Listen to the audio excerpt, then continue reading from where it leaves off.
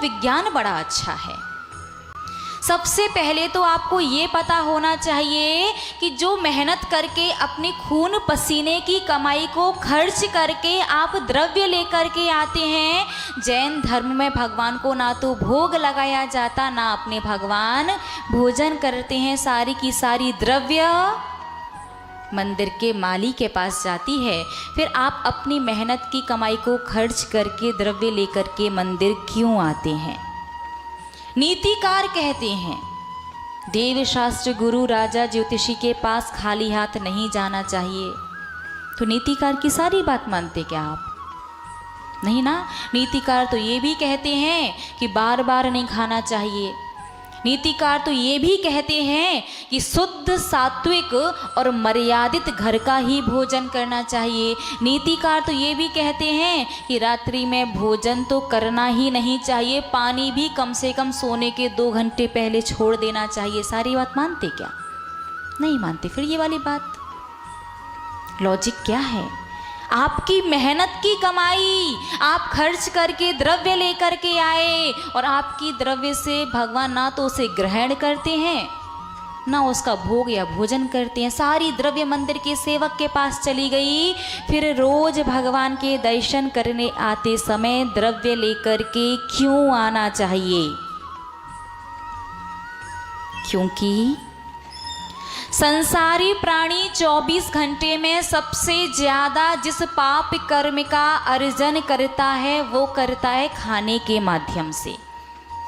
दिन भर खाता है, रात भर खाता है, भक्ष्य खाता है, अभक्ष्य खाता है, जब तक सोता नहीं है तब तक खाता है और सो करके उठ के सबसे पहले खाना शुरू कर देता है।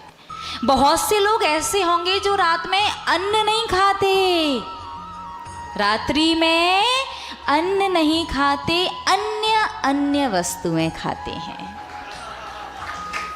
होता ना, ड्राई फ्रूट्स, हाँ, फरारी मूंगफली, मेवा, फल, दूध, रबड़ी और जो भी है, अन्न नहीं खाते, अन्य वस्तुएं। तो 24 घंटे में सबसे ज़्यादा संसारी प्राणी खाने से संबंधित पाप कर्म का बंध करता है।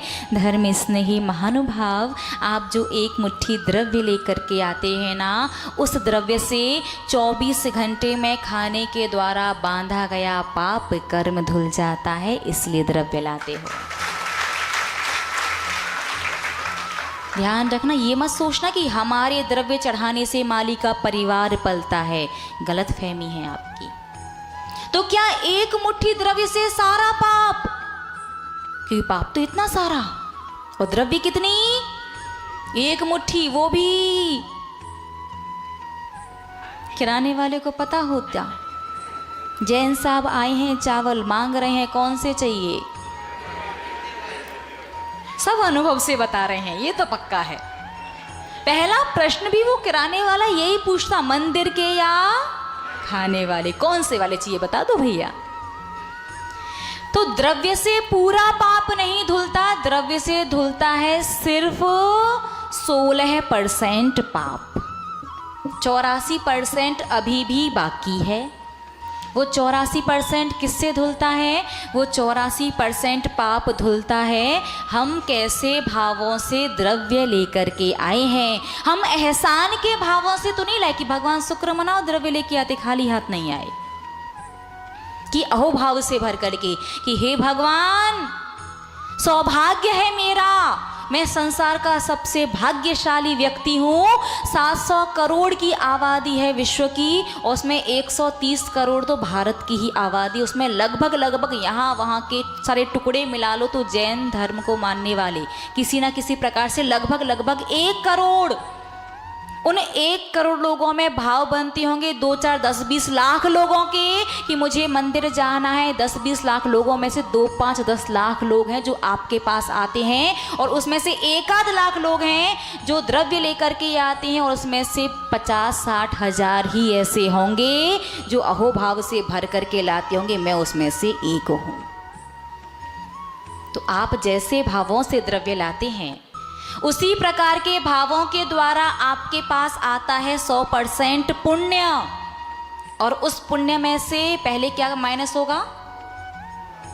16% क्यों होगा? 84% बचा था ना पाप।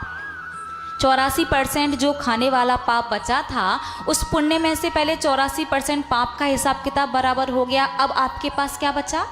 16% पुण्य। मतलब कमाल करते हैं आप लोग, बनिया है पूरे पक्के। इन्वेस्टमेंट वहीं जहां प्रॉफिट, वो भी कई गुना ज़्यादा। एक मुट्ठी द्रव्य से सिर्फ खाने का पाप ही नहीं धुला, बाकी 16% जो पुण्य बचा, वो पुण्य आगे आने वाले भवों में आपके भोजन की व्यवस्था बनाता है।